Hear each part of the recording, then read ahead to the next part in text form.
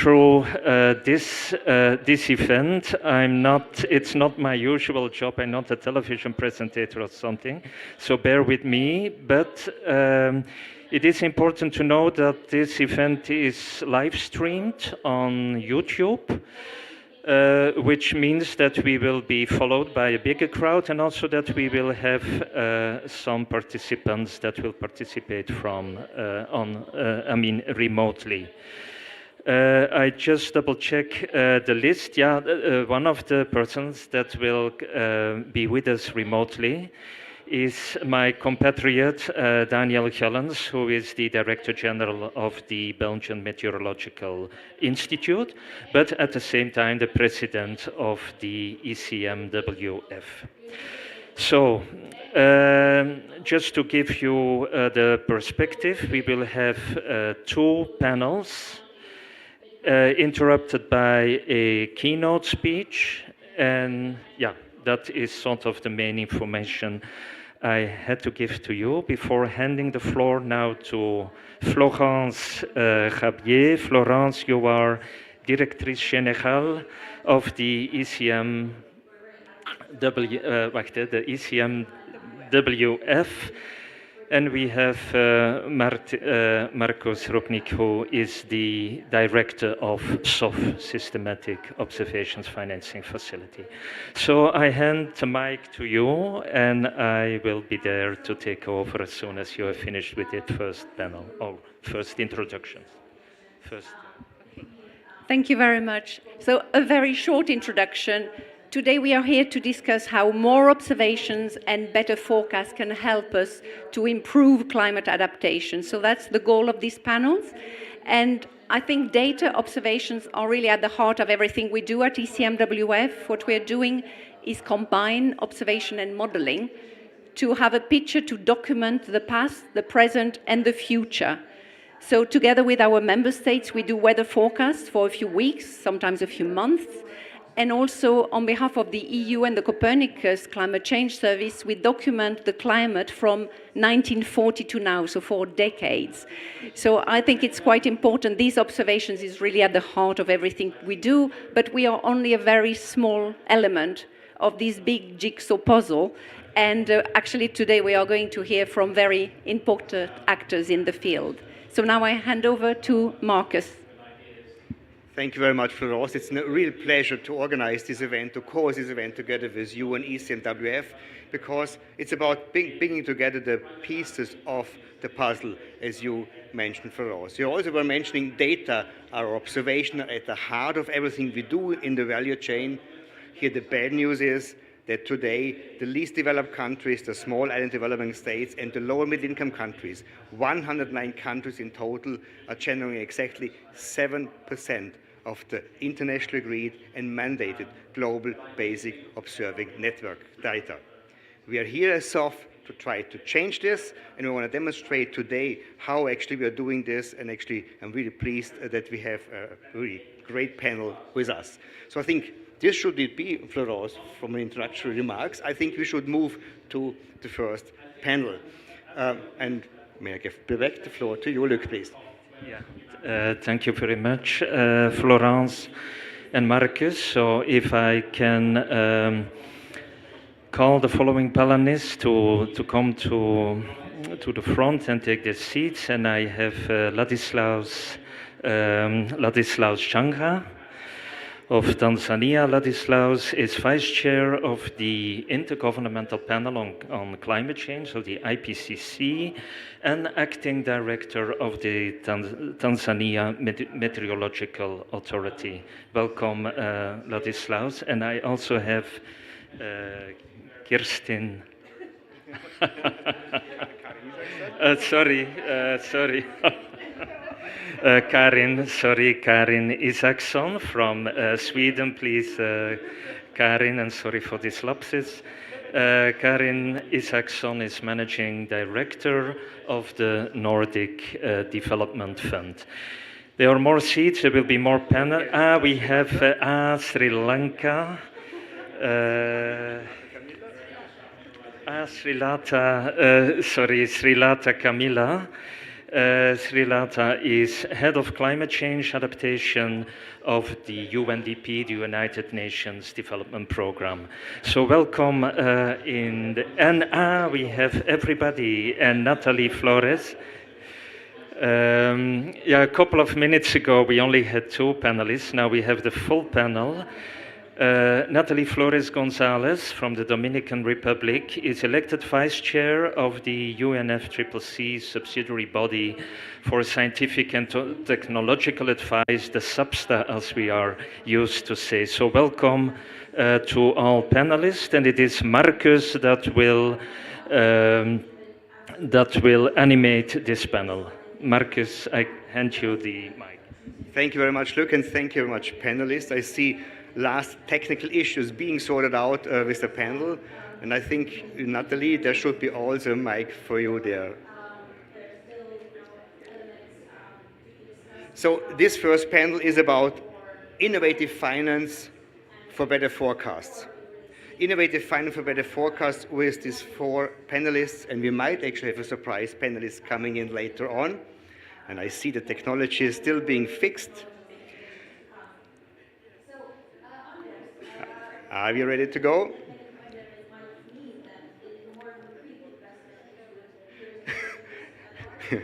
You see, Srilata, I wouldn't have this problem.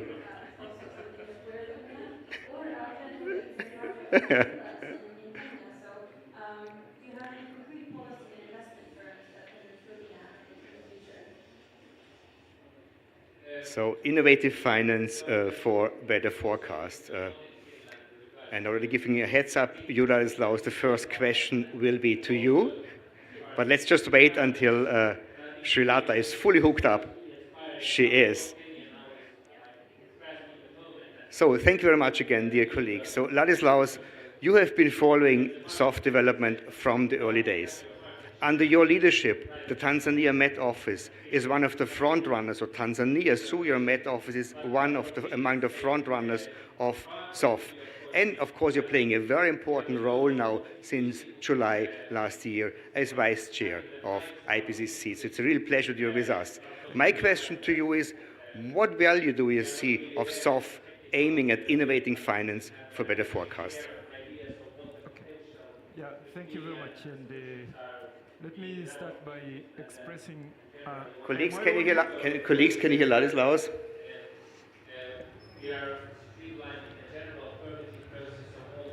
If not, I'll just give you the handheld mic. Maybe I'll try that.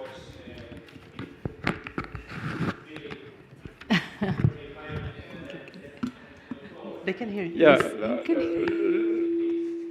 Let me start by thanking and expressing appreciation for the opportunity to appear in this panel and discuss this very important topic.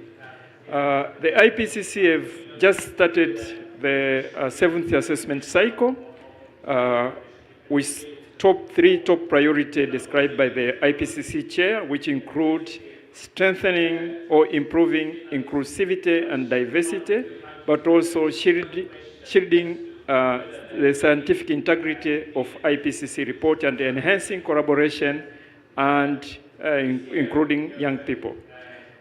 We have just started, but we have very good memory of AR6 informed by the gaps in knowledge and data.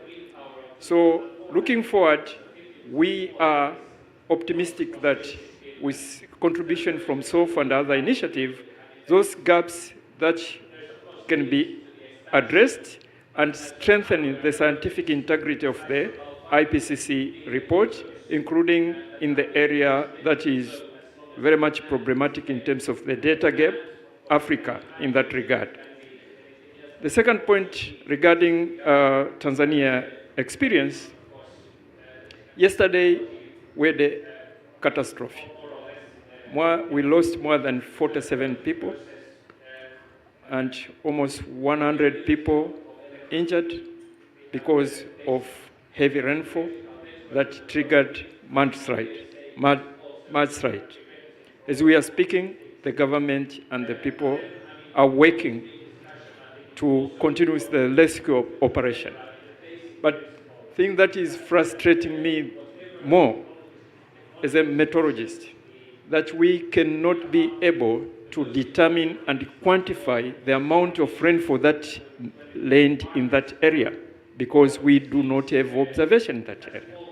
In spite of the fact that we got it very correct in terms of the forecast, but now the information that is needed to inform the current generation and future generation in terms of the historical climate data is not quantified because we do not have observation in that area. That is quite frustrating. SOFF is an innovative financing mechanism that hopefully is going to address some of these gaps. I wish SOFF was there maybe many years ago.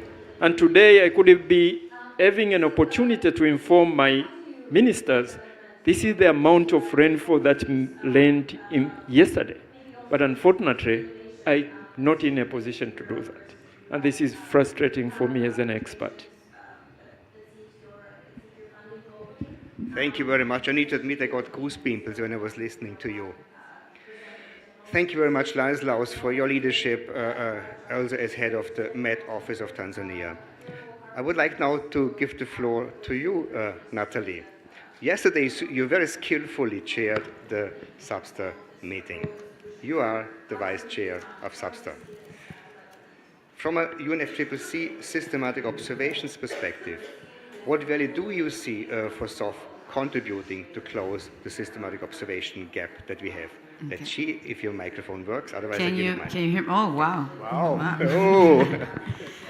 Very good. Well, first, thank you for having me, and I'm very happy that we were together in that event, that I had the opportunity to moderate on behalf of the chair. Okay, I'm competing with next door.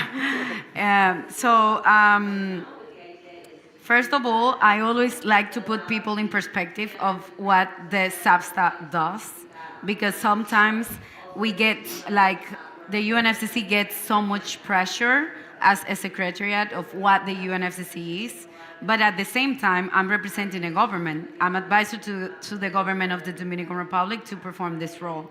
So probably all of you know this, but I think it's important, like, to recall that we have, under the convention, 2 subsidiary bodies that are basically the governing bodies that help parties to sit here and decide on what's going to be the political scheme and the global scheme of decisions that are at the same level of the constitution of each country, right?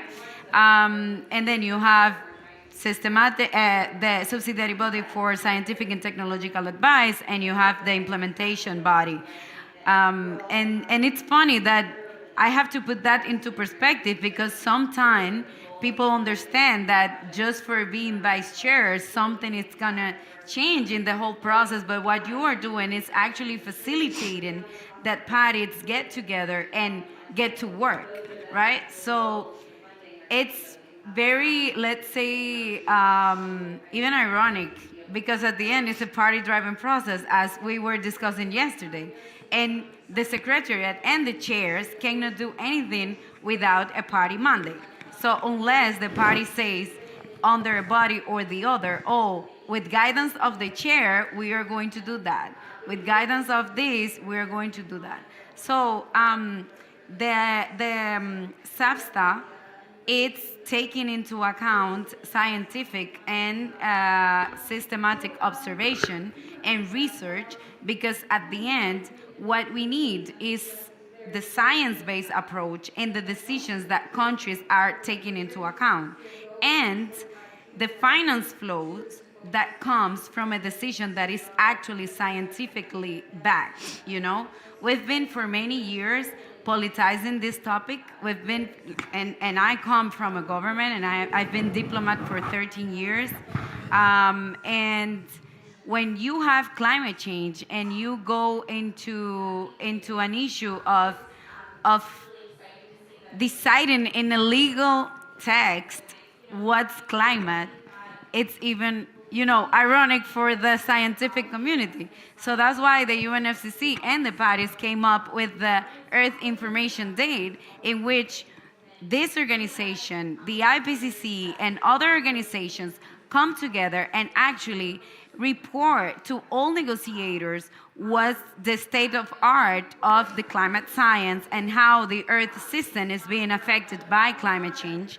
And that's what we did yesterday, right? And actually, I was surprised because being a negotiator, I never took part of Earth Information Day. And when I saw the room, like a full plenary full of people that are negotiators and that are representatives of the biggest negotiator group, like listening firsthand from the scientific community, from NOAA, from the IPCC, from the European Earth, the European Space Agency. Like when you have firsthand the information, then you have the negotiators right away in the table saying, okay, I cannot go forward with this text because the IPCC says this, or that. And there are countries that, of course, are more advanced than others. And now we have this conversation of global south and the north, which personally, and this is not SAFSTA, this is not the Dominican Republic, this is Natalie Flores, personally, that differentiation sometimes makes me a little uncomfortable because I see a lot of investment in us, developing countries, which is amazing because we have a compromise that comes from science, right?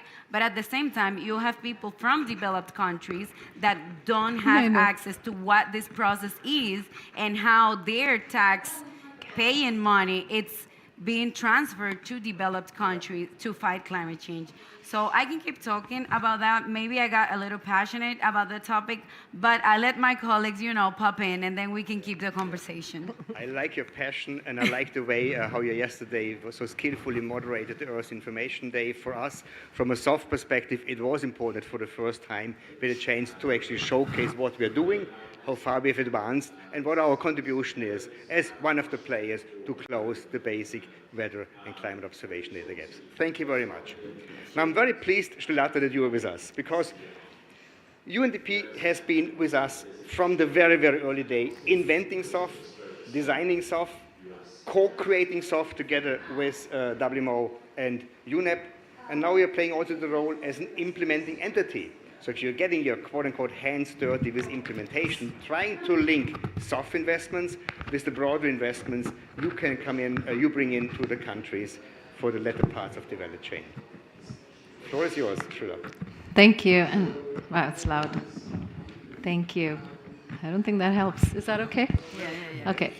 No, thanks for having us. I think it's good to see passion. It's I think what drives us all. So that's wonderful. And thank you to WMO and all the partners for inviting us. Indeed, I think the work UNDP has been doing in the space of early warning systems and climate information, spans 2 decades of really implementation on the ground. A lot of lessons learned along the way, but fundamentally our commitment and passion on climate information early warning systems comes from the fact that they play such a crucial role in saving lives, protecting livelihoods, essentially supporting climate risk and opportunity-informed development, adaptation, in other words. And so for us, I think it was a very natural partnership to work with WMO. Because our work in UNDP now, like I said, in the last couple of decades, we've been working in end-to-end kinds of services, right from the observational infrastructure to helping different kinds of sectoral and coordinated efforts on advisories to then use of this information by communities, people on the ground, ultimately for saving lives and or for decision making and into investment decision making. No, it's fine. So that's the reason we are so sort of fundamental to this conversation.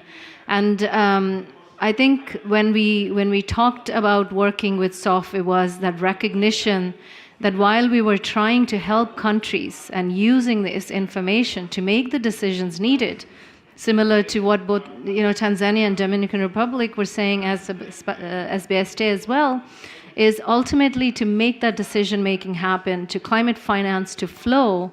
The lack of data, the hydromet gap was way too large. And right from the decision making perspective all the way to helping insurance take form on the ground. So it was really not a difficult choice to talk about supporting and being a founding member along with UNEP on SOFF to be able to help countries, because it's such a foundational element in bridging that gap, creating that data on which other kinds of data can be coordinated and aligned. And we work with investments from Cruise, from SOFF, from other investments to then be able to have a coordinated understanding. And that understanding of end-to-end value chain requires SOFF to be one part of that value chain. It also paves the way for investments from private sector to come in, whether it's from ICT sectors to aviation to hydropower from public-private actors to be able to drive investments into this space. And again, with the Secretary General's call for early warning for all, our work, our vast, immense both policy, programming, investment work on the ground, our work with SOFF, and partnerships like Risk-Informed Early Action Partnership, the Hydromet Alliance, they're also critical because it brings together different comparative advantages of all these organizations. It's a space ripe for collaboration from the perspective of the technical to institutional to capacity building to last mile access. It's also a space of intersection between the humanitarian and development, talking about climate security and other spaces.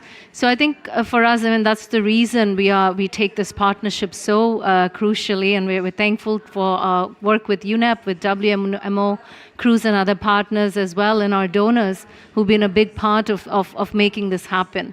And so for SOFF investments, again, I think it's going to be a little bit of a victims of its own success. SOFF has... Thank you. SOFF has really, get up and running so fast, and the needs are so immense. So it's really, I think, up to us as implementing agencies and partners to speak to the urgency, because it's now waiting. It's not waiting, the climate change and these devastating impacts which we hear every day. So I think for us, we are standing shoulder to shoulder to really increase the pace of implementation, and grateful for this partnership. So thank you. Thank you very much, Violetta. And it's great that another pair of shoulders joined us. We were talking, Inger Andersen, Executive Director of UNEP. We were talking about WMO, UNDP, and UNEP co-creating the SOFF. Also, UNEP has been with us from the very early days, inventing something we now call SOFF. And now, of course, also UNEP is playing different roles, from co-chairing the advisory board together with UNDP to serving as a SOFF implementing entity. So perhaps the same question to you, Inger. Why such a strong engagement from UNEP? And thank you very much for your personal leadership on this. Well, I think, first of all, I'm going to speak as much into this microphone as I can. But I really have to say that I think it was WMO that cooked up this concept, and the credit has to go where credit is due. But then when we began the broader conversation, it was very obvious for UNEP that we needed to be a fellow co-creator. We do a lot of early warning on the environment side. We have a lot of environmental data and a lot of insights. We also deal with catastrophes, and when we look at and we have a whole department that looks at environment, conflict, and disasters. And many of the climate-related disasters are disasters where we end up coming in to be part of the PNDA, the Post-Disaster Needs Assessment, where we assess the environmental impact of this catastrophe. So for us, it was pretty self-evident.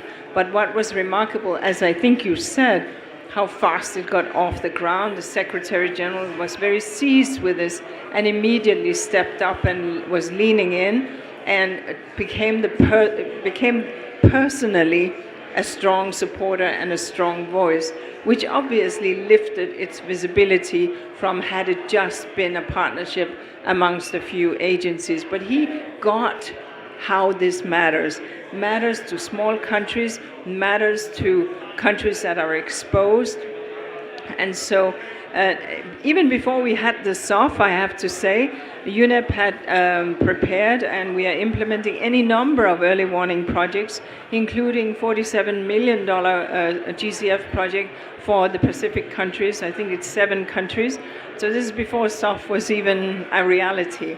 But now we see it as sort of coming under an umbrella, even though it precedes and has a different funding stream.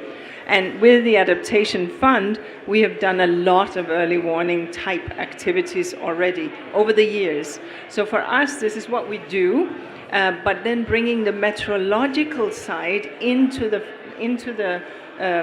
landscape has been important, and this is where the collaboration with WMO is. And finally, a little vignette from the Maldives, simply because we recently had the resident coordinator from the Maldives coming to UNEP, and she spoke about the preparatory, the design workshop that had taken place in Maldives. And what she said was, she did not see a WMO team, a UNEP team, a UNDP team. She saw only one team. She saw the UN team there to support the country, there to ensure that whatever knowledge we had from whatever drawer we pulled out, whichever agency it might have been, that we pulled it together, because who cares? If you're the Maldives, you only care about getting secure. It really doesn't matter who's flying what flag. And anyway, we all signed up to work for one flag, for the blue flag. So I think this SOFF is just a very, very powerful tool that creates that very foundation of UN integration. And now I can't compete with my friends next door. Thank you. No, thank you very much, Inger. And I know you have a very, very busy schedule, so we really appreciate that you were able to join us. Thank you so much also. Now, Likewise, thank you. It's, of course, quite a competition challenge. Inger was talking about SOFF taking off very fast. The reason of him able to take off very fast is because we have donors supporting us. And we have really the pleasure to introduce now Karin Isaksen, the Managing Director of the Nordic Development Fund, because you were here with us first. And let's give a round of applause and thank you to Inger, please. Thank you.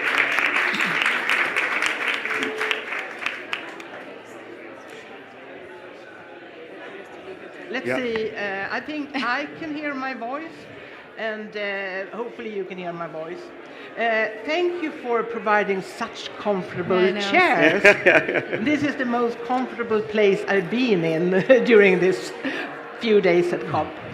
Yes, we were the first donor to SOFF, and it actually kicked off some 2 years ago when we started a dialogue around how to structure and design the facility.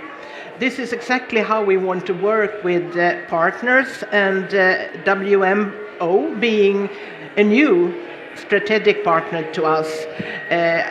It takes some time before you get to know one another, but so we were really happy when we could launch the SOFF facility about a year ago in Helsinki, 1.5 years ago.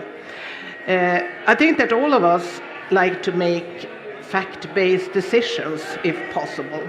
And to be able to take fact-based decisions, you of course need data. With the weather and climate data, we can actually save lives. And there is no price tag on saving lives, but it's also true that money can save lives. So it's really our responsibility to do whatever we can to provide this data for others to act upon. And the weather and climate data is a true global public good. It should be made available to everyone, both in the public sector and in the private sector. And this, I think, is because actually the heading of this is the innovating financing aspect of this. So we can really then move from global public good, enabling environment, to create services and goods around this that can save life, then we have really achieved a lot. And we have achieved quite a lot already now.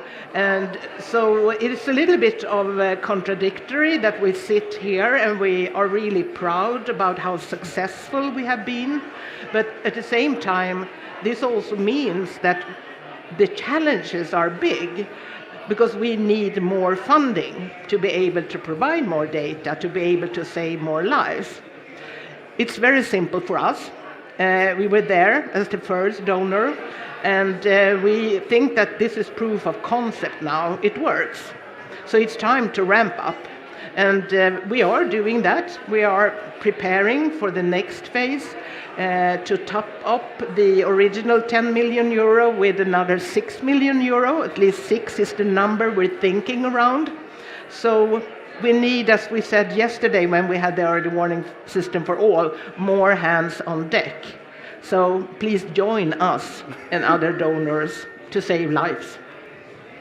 Thank you very much, Karin. Thank you for the first hands on deck, for the additional pair of hands we just heard, and actually making the call, helping us to make the call. We need many more hands on deck to make this happen. Now, in order to close this panel, I would like to give the floor to Professor Petri Talas, Secretary General of WMO. As you mentioned, SOFF was created out of WMO and was co-created then with UNEP and UNDP. Thank you, Markus, and thanks for coming to this event.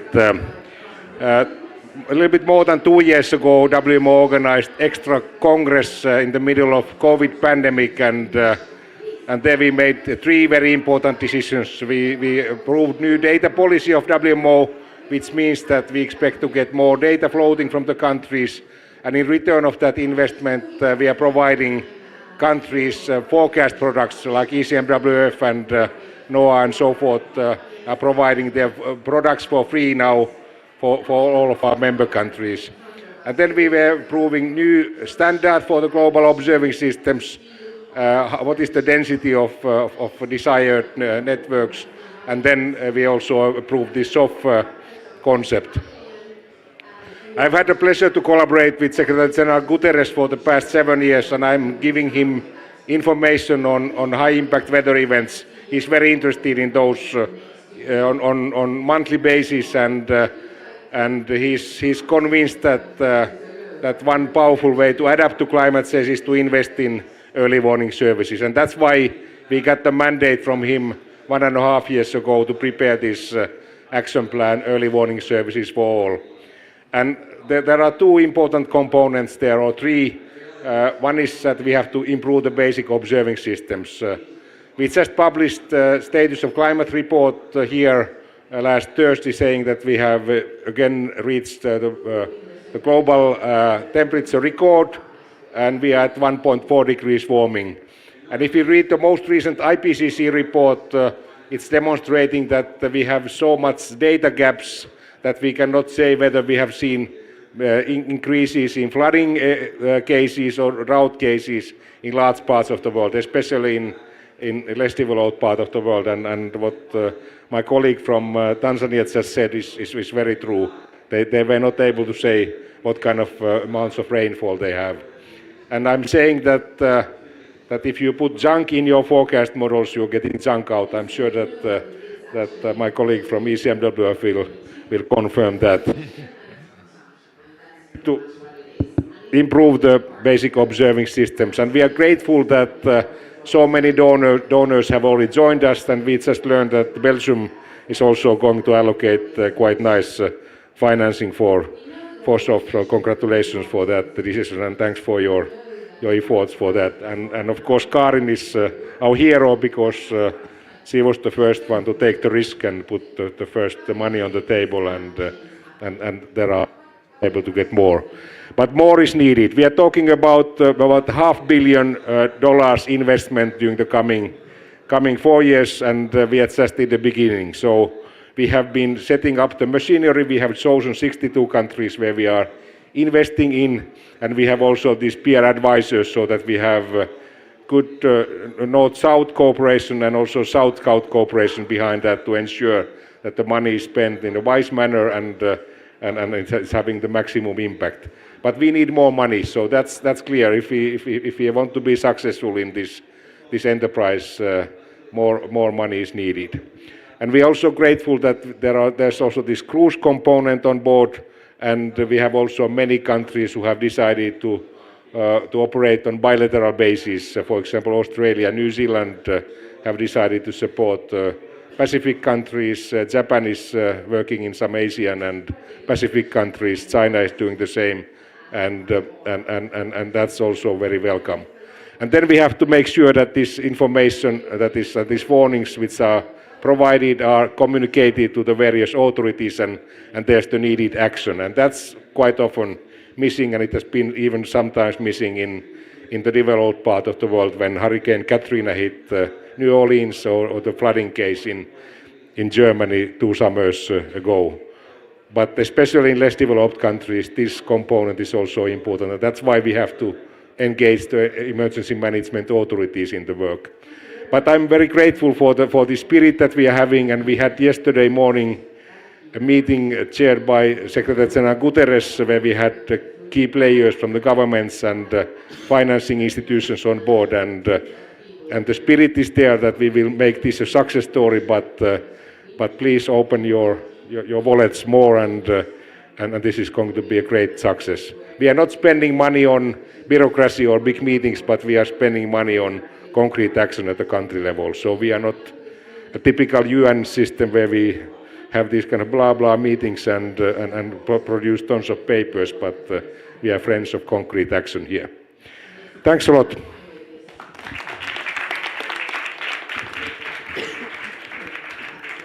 Thank you very much, Patrick, for your leadership. Again, WMO, UNEP, UNEP. And with this, I would like to close the first part of our session with a big round of applause for our panelists.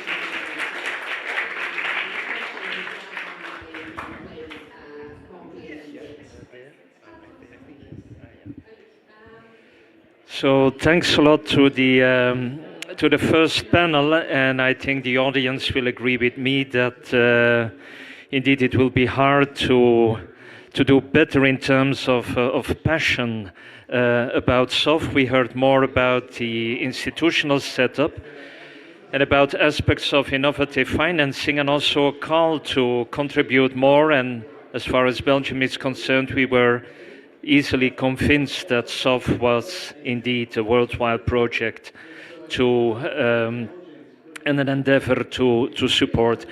I would now like to welcome the panelists in the second panel that will be about where we will hear how better weather forecasts indeed contribute to more effective climate action. And first of all, I would like to invite our panelist that is following remotely, and that is Daniel Gellens, who is Director General of the Royal Meteorological Institute of Belgium. Daniel, I suppose we have to see Daniel on the screen. And if Daniel can hear us, he should not yet turn on his mic until we give him the signal to do so. We see ourselves, and then we should see Daniel. In the meantime, I would also like to invite to the floor Niri Raho-Lichau, who is the Director General of Meteo Madagascar. Welcome, Niri. Also, Juan Lavista Ferres. Juan, welcome. Juan is Vice President and Chief Data Scientist of AlphaGo Lab, Microsoft. And Carla Montesi. Carla, who is Director at the European Commission in the DG INPA. And with that, I think the panel is complete, and I hand the mic to Florence Rabier, who is going to facilitate this panel session.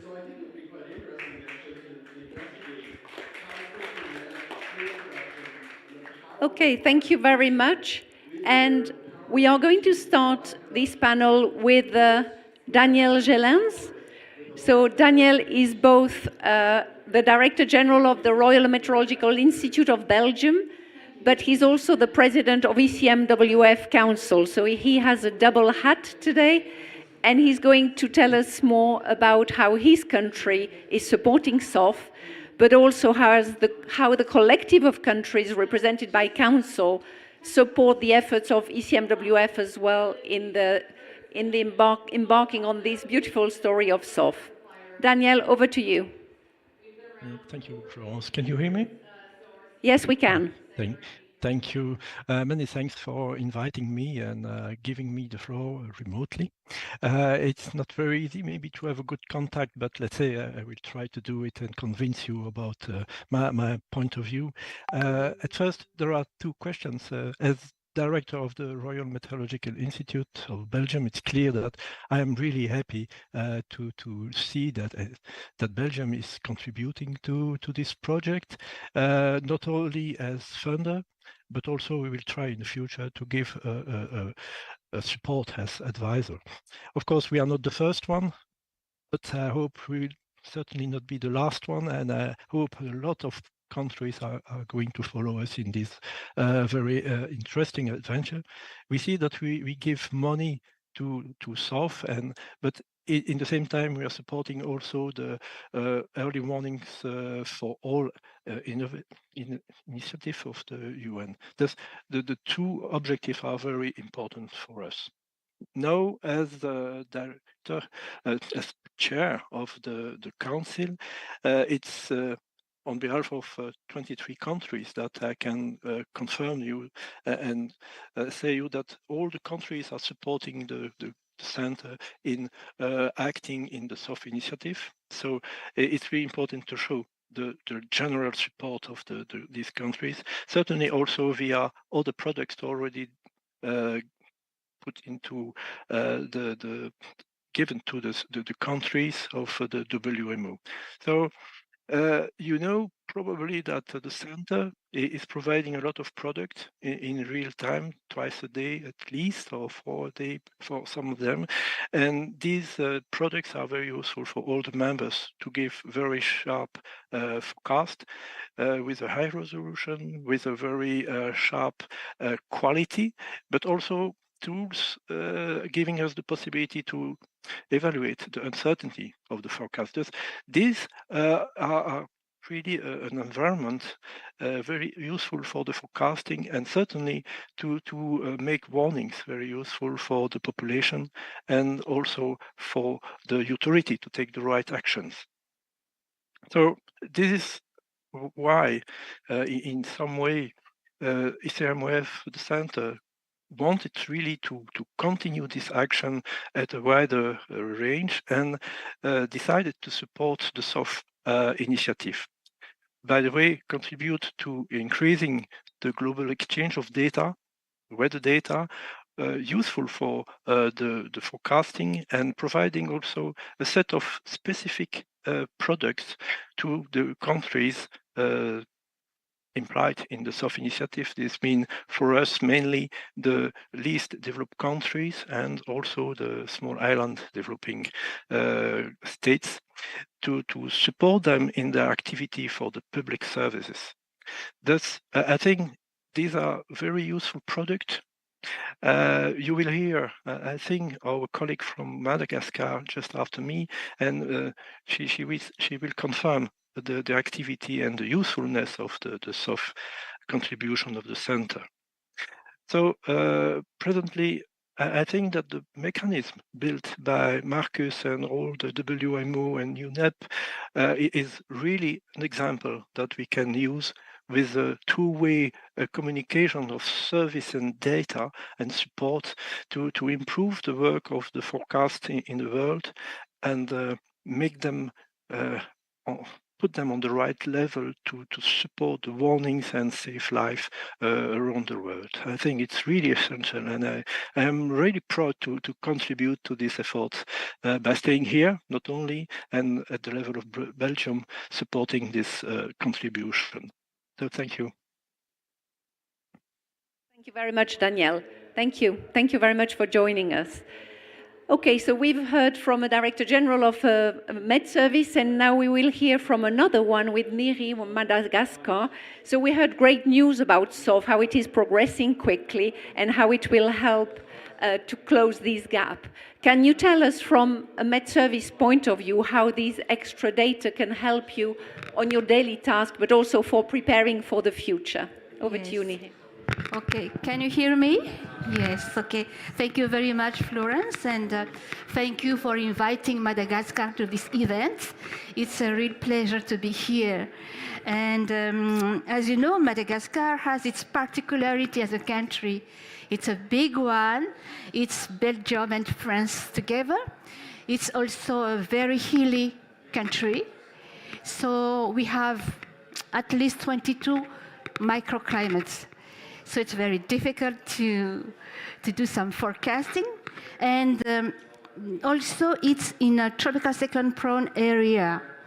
And during these last years, Madagascar emitters was facing increasing demand in local forecasting services and also local data for development projects, many adaptation projects, resilience projects, since Madagascar has said that Madagascar is one of the most third vulnerable country to climate change.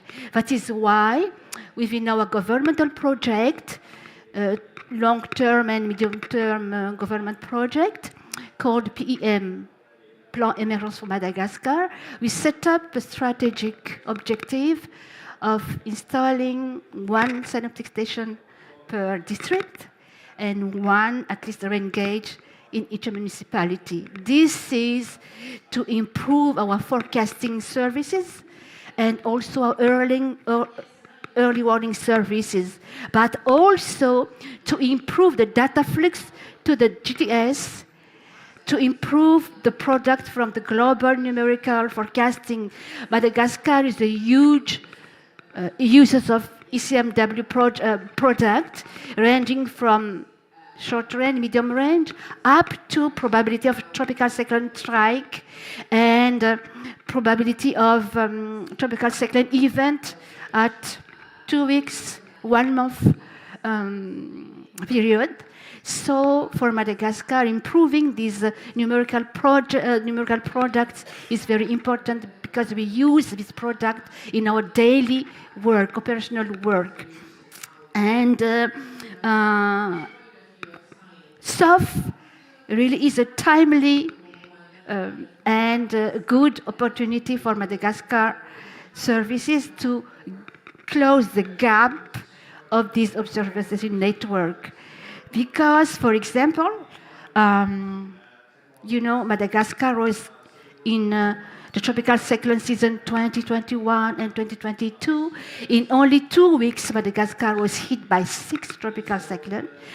2 of them, especially Batarai, was a very intense tropical cyclone. And I remember, because usually I call my staff during this tropical cyclone over Madagascar to encourage, because some of them were crying during Batarai. Oh, madam, the wind is so strong. We have never seen that. And Batarai hit Mananzar. It's located on the southeast coast, and it's an airport. And during Batarai, the station was damaged. So we replaced it by a new one, but the next year season, during the last tropical cyclone season, I mean 2022, 2023, we replaced and installed a new one in Mananzar. But during Freddy hit the same place, and at 3 p.m. the observer called me, "Madam, the news station is still there." But at 6 p.m., they told me the news station is damaged. And thanks to SOFF, and based on our GBON gap analysis, this station will be improved through SOFF project because it's very important. And yesterday I presented our last climate tendencies and climate projections over Madagascar. And according to the climate projections about tropical cyclone strike, they are projected to move to the southern part of Madagascar.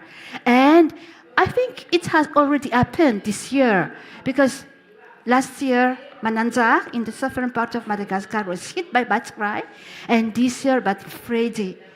So I think that SOFF will be really, really a good opportunity for Madagascar NMHS, and also, I guess, all these LDC countries to fill the gap in this observation network.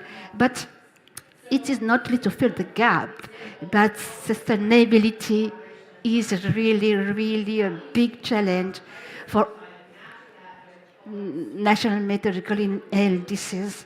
So I call the partners to really to strengthen the capacity of National Meteorological Service for this maintenance, because, for example, back home, I will organize a mission to the southeast part of Madagascar to see how is the situation for the preparation of the coming tropical cyclone season.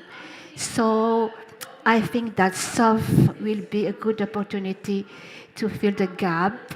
Of course, SOFF can't do everything, but actually, many sectoral projects, they are convinced that they need to work on adaptation, resilience project, they need more data. So through this project, during this last year, we were able to install about 50 new automatical stations, all types, synoptic, climate, hydrology. So thank you very much. Thank you so much. Yes. Thank you very much. It was really interesting to hear. It's going to help you on the ground. Yeah. But also the sustainability, and you really touched the point that it's not just installing a station once, it's also maintaining and replacing when they are damaged by bad weather, by extreme weather. So that was a very good point, well made. Thank you very much. You're welcome. But as you said, SOFF is not going to do everything on their own, and there is a big part to play, in particular by technology as well, and in particular big tech. And we have here a representative of Microsoft, which is at the cutting edge of how to use advanced technologies like machine learning, artificial intelligence. And you are going to tell us, Juan, how you think the future is for you contributing. Microsoft is very big for tech for good.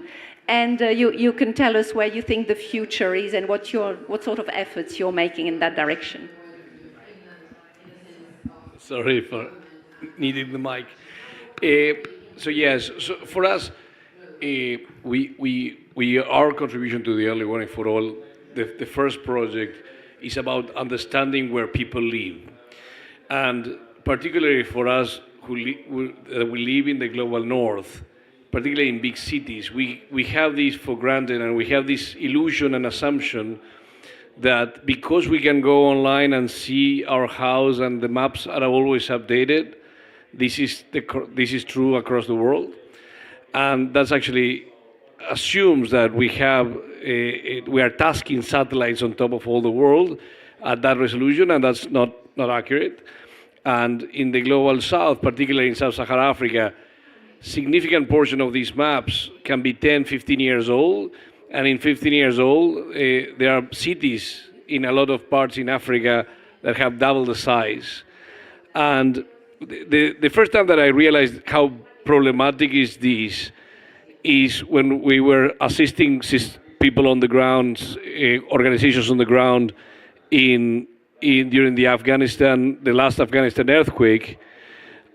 We noticed that not majority of the houses that were affected by the earthquake were not in any map. So our first job is to use AI using satellite data. This is a collaboration we have with Planet, where they do have satellites that take pictures at 4-meter resolution every single day for every single point in the Earth. And what our first project is to have a very good updated map of population density.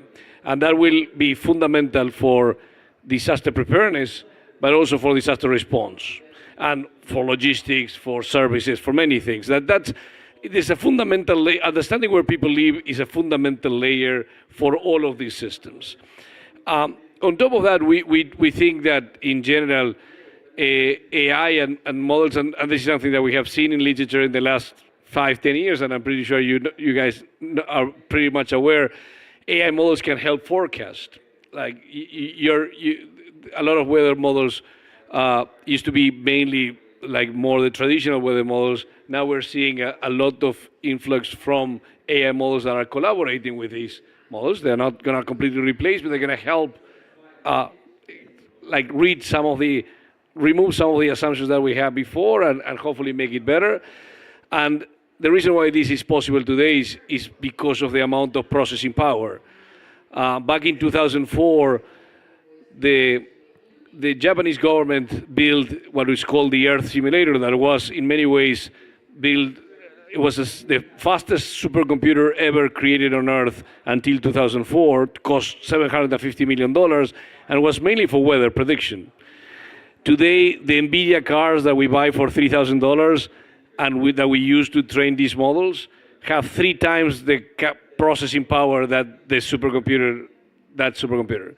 So we need to realize that a lot of problems that we couldn't solve before because they were not probably solved from a compute perspective, now we need to revisit some of these problems.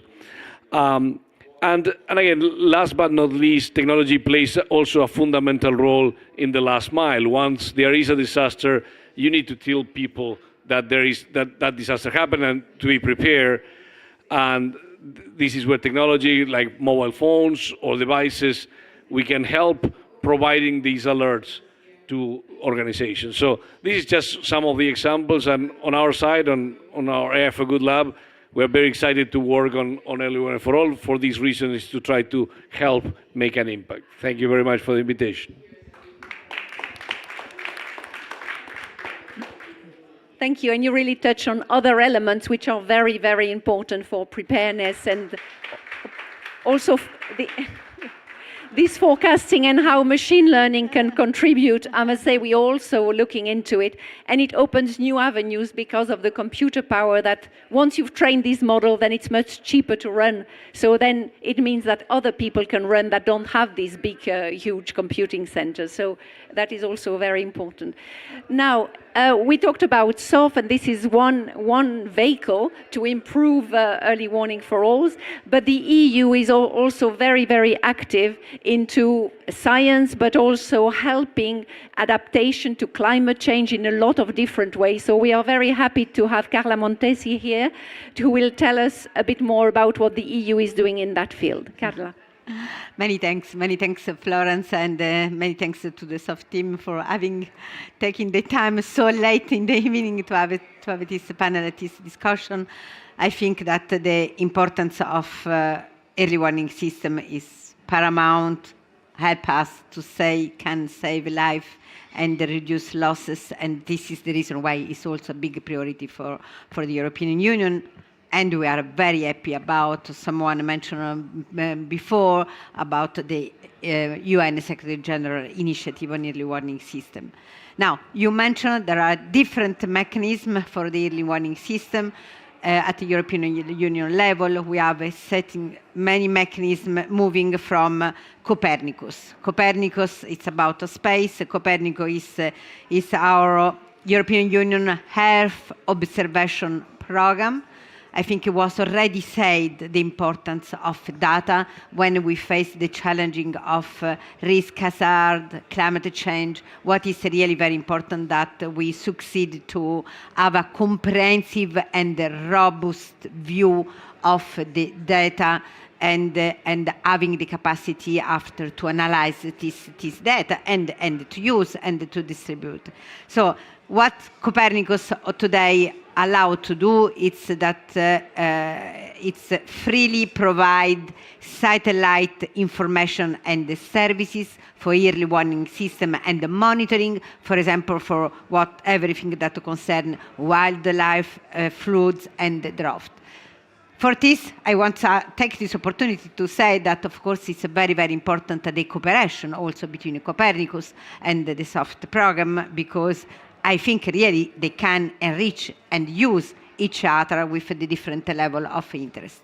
Now, this is for Europe, but of course we wanted to use also this mechanism for global level, for our partners, and this is the reason why we are using our Copernicus data to create in Latin America and in Africa some center, Copernicus Center, that allow freely to use the same data that Copernicus can provide for Africa, for Latin America. We have, for example, very recently opened a center in Panama, but with the program CRIMSA or GMS, we are creating many data center, Copernicus data center in different countries in Africa. This is from now ongoing. We have a little more than 160 million of programs that are already ongoing now.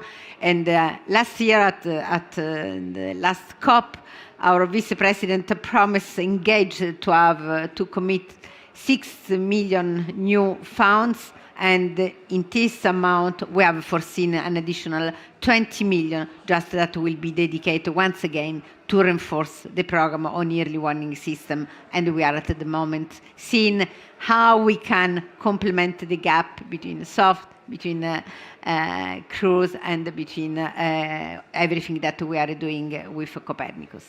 I stop here. Many thanks, and there is large needs and a huge quantity of work that we need still to be deserved to the early warning system mechanism. Thank you. Okay, so I think that was a very interesting second panel as well, very diverse, taking it from all different dimensions of this huge problem. And now we are going to close this session. Thank you. Thank you, Florence, for giving me the last, the last word. Thanks to the panel. If the first panel was very passionate, and for good reasons, I think this panel was very hands-on. How does it work on the ground, and how does SOFF and early warning in general makes the difference on the ground? So thanks a lot. Also very happy to hear, as Belgians, we are so close to, as host country to the European institutions, but to know that the Commission is also very much supportive of this type of action, actually. So by this we can end the two panels. I would say just stick around. You can avail of the opportunity to network, to talk with the panelists and so on. And we still have the use of this space for another 20 minutes or so. So avail of the opportunity to get to know each other better, to network, and to rejoice in the fact that we really have a very concrete tool and instrument here that makes an immediate impact on the ground in saving lives and in avoiding material loss. So thanks a lot to you all for being present, and yeah, let's keep in touch. Thanks.